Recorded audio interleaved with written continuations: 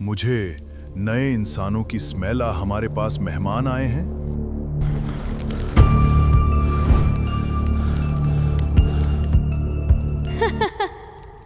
मैं ही इंसान हूँ। लगभग 3 महीनों की कठिन यात्रा और भटकने के बाद केवल 6 आदमी ही जिंदा बचे थे। कई लोग भूख, बीमारी और थकान से मर चुके थे। कुछ डर के कारण बीच रास्ते से ही लौट गए थे। आखिरकार वे बचे हुए लोग जंगल की गहराइयों में छिपी एक विशाल गुफा तक पहुंचे। लेकिन जो उन्होंने वहां देखा वह उनकी कल्पना से बिल्कुल अलग था। गुफा में एक हल्की रहस्यमयी रोशनी फैली हुई थी। दीवारों पर फूल ऐसे खिले थे जैसे जीवित हीरे चमक रहे हों। उनकी खुशबू पूरे वातावरण में घुली हुई थी। वह जगह किसी राक्षस का अड्डा कम और किसी भूली हुई जादुई दुनिया का मंदिर ज्यादा लग रही थी। और वहीं गुफा के भीतर शांति से बैठी थी मां पुई।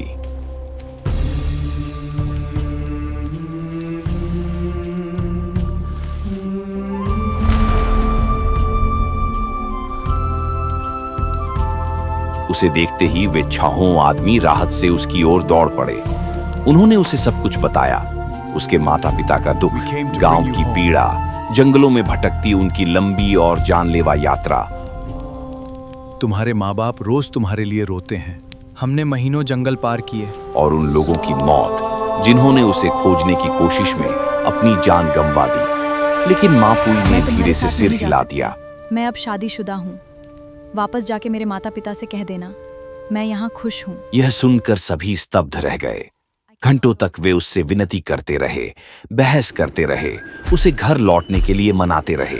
लेकिन मां पुई ने हर बार इनकार कर दिया।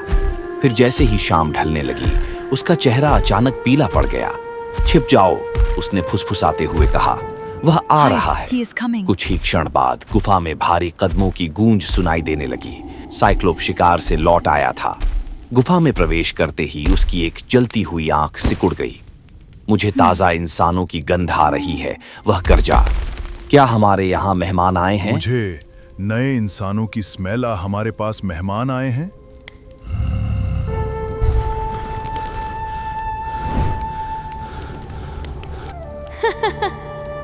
मैं ही इंसान मां पुई हल्के से मुस्कुराई।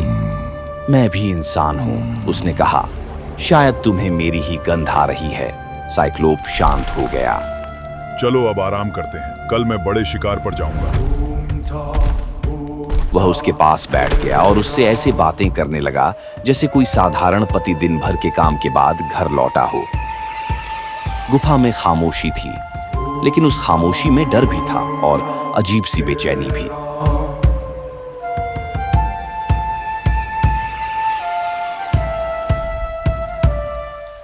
अगली सुबह शिकार पर निकलने से पहले साइक्लोप ने हल्की मुस्कान के साथ कहा, मैं आज देर से लौटूंगा। मेरे शिकार के मैदान बहुत दूर हैं। मेरे शिकार के मैदान बहुत दूर हैं, लेकिन आज रात मैं हमारे भोजन के लिए एक और बड़ा शिकार लेकर आऊंगा। इतना कहकर वह जंगल में गायब हो गया। जैसे ही वह गया वे 6 आदमी अपने छिपने की जगह से बाहर आ गए। उन्होंने फिर से मां पुई से गांव लौटने की विनती की। मां पुई, चलो अभी चलते हैं। इस बार मां पुई ने सच बता दिया। वह जन्म से राक्षस नहीं था। हम बच्चे थे, मैंने उससे एक बार पवित्र पत्थर के बीच उगे एक अजीब फूल को तोड़ने के लिए कहा था। क्या तुम मेरे लिए वो फूल तोड़ सकते हो? सब लोग स्तब्ध होकर सुनते रहे। जब हम बच्चे थे मैंने उससे एक अजीब फूल तोड़ने को कहा था जो एक पवित्र पत्थर के बीच उगा था।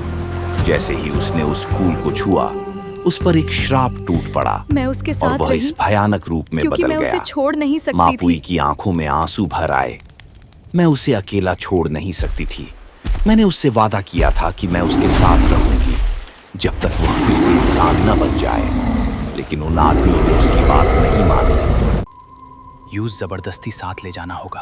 अगर वो वापस नहीं गई तो हमारी पूरी यात्रा बेकार हो जाएगी। कुछ लोग ईर्ष्या से भरे हुए थे। कुछ मां पुई की सुंदरता को पाना चाहते थे। उनके दिल लालच और क्रोध से कठोर हो चुके थे। मां पुई की चीखों और विनती को अनसुना करते हुए उन्होंने उसे जबरदस्ती पकड़ लिया और गांव की ओर चल पड़े। जब साइक्लोप वापस लौटा, गुफा खाली थी। मापुई जा चुकी थी। कुछ पल के लिए पूरी गुफा में सन्नाटा छा गया। फिर एक ऐसी गर्जना गूंजी कि पूरा जंगल कांप उठा। वह गर्जना थी टूटे हुए दिल की। वह गर्जना थी क्रोध की। शोक और पागलपन से अंधा होकर साइक्लोप जंगल की ओर दौड़ पड़ा और धरती पर टूट पड़े तूफान की तरह उसने उनका शिकार शुरू कर दिया।